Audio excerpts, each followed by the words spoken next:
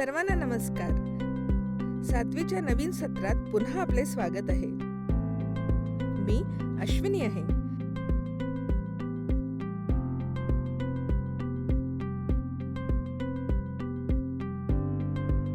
आजच्या सामाजिक अभ्यास वर्गात आपण शहरी कामगारांचे जीवनमान आणि संघर्ष कसे आहेत याबद्दल शिकूया. अध्याय 9 मध्ये आपण पेपर मिल कामगारांबद्दल शिकलो, ज्यांना चांगले पगार, बोनस आणि फायदे मिळतात,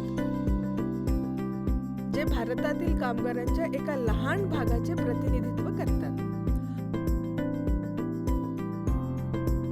आम्हाला असेही कळाले की बरेच जण आधाराशिवाय कमी वेतन मिळवतात. हा प्रकरणात आपण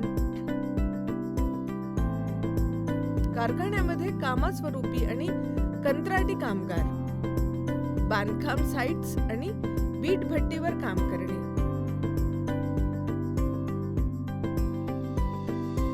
कामगारांचे हक्क सुनिश्चित करणे एक जागतिक चिंता,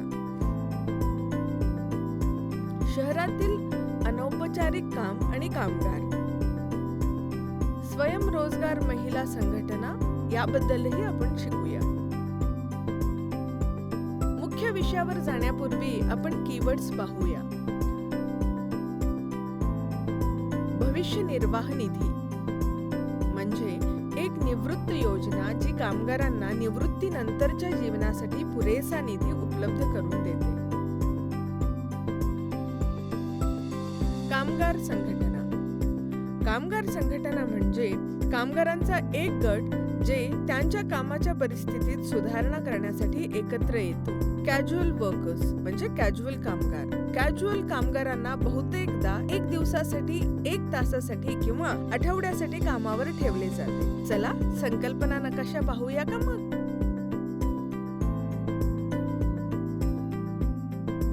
सरकार विविध कामांच्या ठिकाणी कामगारांच्या सुरक्षिततेचा आणि आरोग्याचे रक्षण करण्यासाठी कायदे करते. नोंदणीकृत कारखान्यांनी नियमांचे पालन केले पाहिजे. योग्य वेतन आणि फायदे सुनिश्चित केले पाहिजेत. कामगार विभाग त्यांचे पालन निरीक्षण करेल. कामगार या कायद्यांमध्ये उल्लंघन केल्याबद्दल कायदेशीर कारवाई करू शकतात.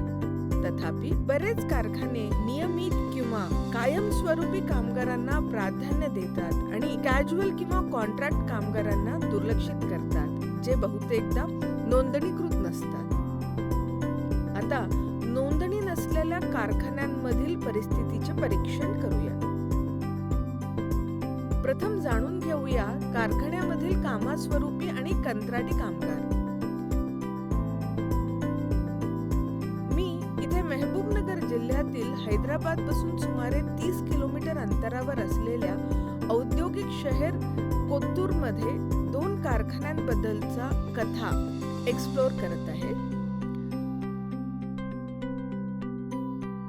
पहिला फायबर ग्लास कारखाना आहे. 2002 मध्ये 1946 मध्ये स्थापना झालेल्या फायबर ग्लास कारखान्यात 570 कामगार आहेत. 140 कायमस्वरूपी, 60 कॅज्युअल कामगार आणि सुमारे 300 दैनंदिन कंत्राटी कामगार आहेत. कामस्वरूपी कर्मचाऱ्यांना त्यांच्या नोकरीत सुरक्षित वाटते, तर तात्पुरत्या कामगारांना सहजपणे काढून टाकता येते.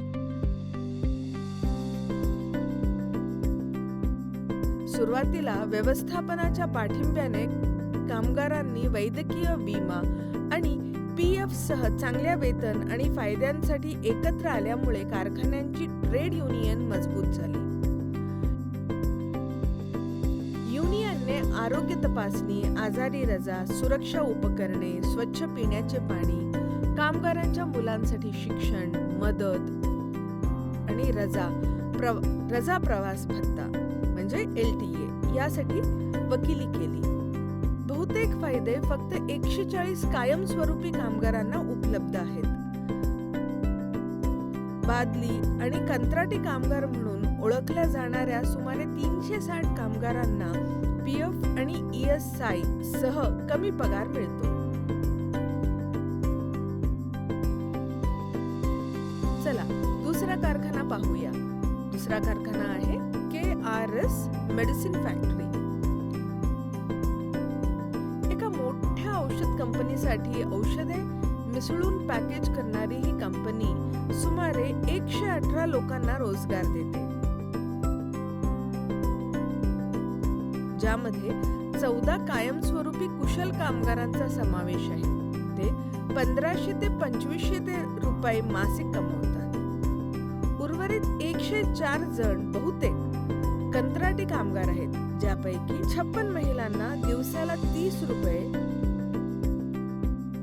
आणि पुरुषांना त्याच्या कामासाठी 42 रुपये मिळतात. ही रक्कम सरकारने ठरवलेल्या किमान वेतनापेक्षा खूपच कमी आहे. KRS मध्ये व्यवस्थापक कामगारांना कोणतीही ट्रेड युनियन स्थापना करू देत नाहीत आणि जर कोणतीही युनियन स्थापना झाली तर कारखाना बंद करण्याची धमकी देतात. याप्रमाणे अनेक कारखाने आता पूर्णवेळ कर्मचारी काम करत आहेत आणि अधिक कंत्राटी आणि अर्धावेळ कामगारांना कामावर ठेवत आहेत. बांधकाम स्थळ आणि वीटभट्टी कामगारांचे आणखी एक उदाहरण पाहूया. बिंधानी, तिचा पती आणि तिचा 10 वर्षाची मुलगी रंगारेड्डी जिल्ह्यातील एका वीटभट्टीवर काम करतात. ते पूर्वी ओडिशामध्ये राहत होते, जिथे त्यांच्याकडे जमिनीचा एक छोटासा तुकडा होता. परंतु 20,000 रुपयाचे कर्ज फेडण्यासाठी त्यांना संघर्ष करावा लागत होता. त्यांच्या जमिनीची विक्री होणार असल्याने एका कंत्राटदाराने त्यांना तेलंगणातील एका वीटभट्टीवर 6 महिने काम करण्यासाठी 10,000 रुपये देऊ केले, अतिरिक्त पगार आणि घरासह.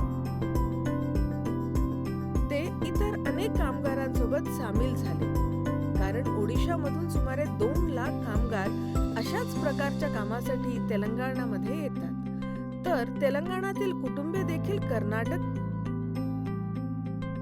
आणि महाराष्ट्रासारख्या राज्यांमध्ये काम शोधतात. चला पाहूया त्यांचा दिवस कसा सुरू होतो.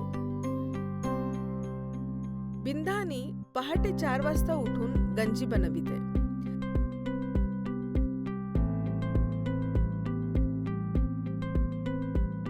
तिचा नवरा पहाटे 2 वाजेपर्यंत काम करत असतानाही झोपलेला असतो.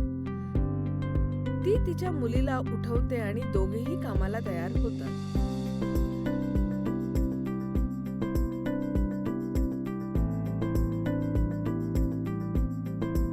त्या पाणी गोळा करतात आणि त्यात वाळू आणि माती मिसळून वीट बनवण्यासाठी तयारी करतात. सकाळी 5 वाजता काम सुरू करतात आणि सकाळी 9 वाजता चहाचे ब्रेक पर्यंत काम करतात. जेव्हा तिचा नवरा माती घडवण्यास मदत करण्यासाठी येतो.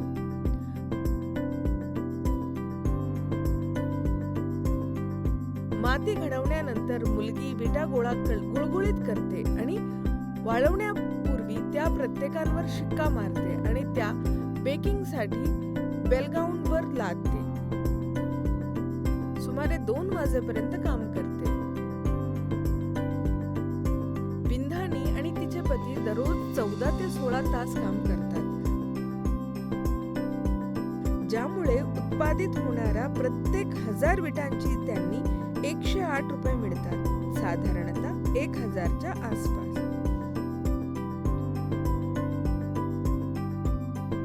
जर त्या आजारी पडल्या तर त्या पैसे कमवू शकत नाहीत, म्हणून त्या जवळजवळ 6 महिने अथक परिश्रम करतात. त्यांना अनेकदा खूप थकवा किंवा अस्वस्थता जाणवते. काम करणे कठीण जाते. तुटलेले तांदूळ, डाळ आणि कधी कधी भाज्यांवर उदरनिर्वाह करावं लागतं. 6 महिन्यानंतर ते सहसा त्यांचे कर्ज फेडतात आणि सुमारे 4 ते 5,000 रुपये घेऊन निघून जातात. युनियनच्या पाठिंब्याशिवाय हे स्थलांतरित कामगार कर्ज आणि शोषणाच्या चक्रात अडकतात.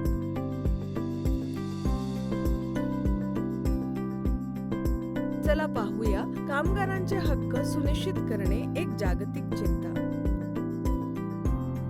औद्योगिक क्रांतीपासून कामगारांनी त्यांचे जीवन सुधारण्यासाठी आणि योग्य वेतन मिळवण्यासाठी हक्कासाठी लढा दिला आहे.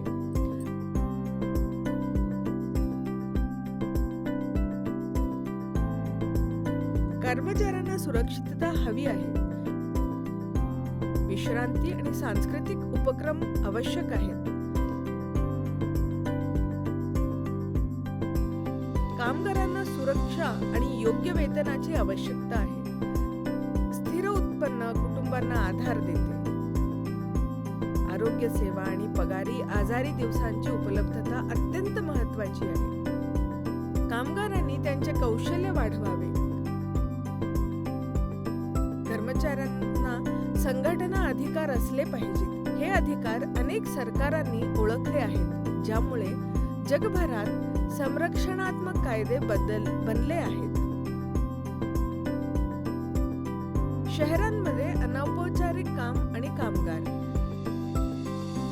तेलंगणा आणि भारताच्या इतर भागामध्ये ग्रामीण स्थलांतरामुळे शहरी विकासाला चालना मिळते, ज्यामुळे नोकरीची सुरक्षितता आणि नवीन येणाऱ्यांसाठी भाजीपाला विकणे किंवा शिवणकाम करणे यासारखी कमी पगाराची अनौपचारिक कामे निर्माण होते. कुटुंबामध्ये अनेकदा अनेक नोकऱ्या असतात, ज्यामुळे मुले शाळेला चुकवतात. आर्थिक संघर्ष त्यांना आवश्यक गोष्टी कमी करण्यास भाग पाडतात आणि ते कर्ज फेडण्यासाठी सावकारांसाठी काम करतात.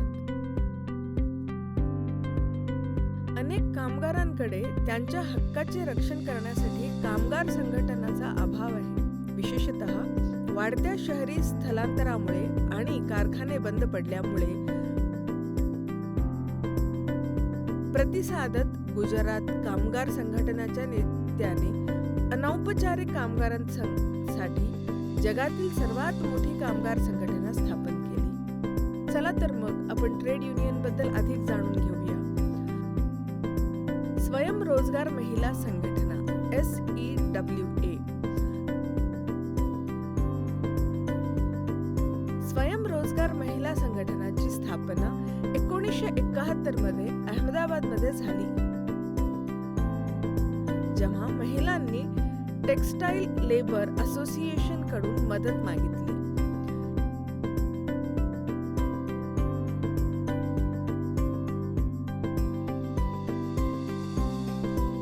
1972 मध्ये अधिकृतपणे ट्रेड युनियन म्हणून मान्यता मिळालेली SEWA विविध व्यवस्थांमधील संयोजकगार महिलांचे 5 रुपये शुल्क देऊन स्वागत करते. हे महिलांना त्यांच्या समस्या मांडण्यास, कामाच्या परिस्थितीत सुधारणा करण्यास आणि आर्थिक स्वातंत्र्य मिळवण्यास सक्षम करते.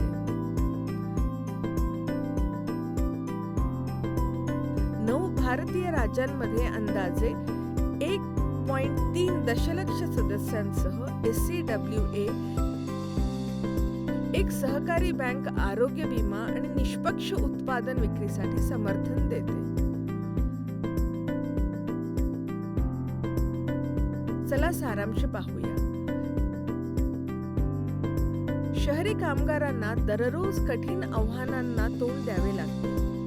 बहुतेकदा कमी पगाराच्या कारखाने, सेवा आणि बांधकाम क्षेत्रात अस्थिर नोकऱ्यांमध्ये त्यांना सामान्यतः जास्त कामाचे तास सहन करावे लागतात आणि नोकरीची सुरक्षितता नसते, ज्यामुळे त्यांना घरे, आरोग्य सेवा आणि शिक्षण यासारख्या आवश्यक गोष्टी परवडणे कठीण होते आणि आर्थिक संघर्ष आणि राहणीमान खूपच खराब होते. हे सर्व सुधारण्यासाठी सरकारांनी त्यांना पाठिंबा दिलाच पाहिजे. पाहिल्याबद्दल धन्यवाद. अधिक सामग्रीसाठी आश्रय आकृतीशी संपर्क करत राहा.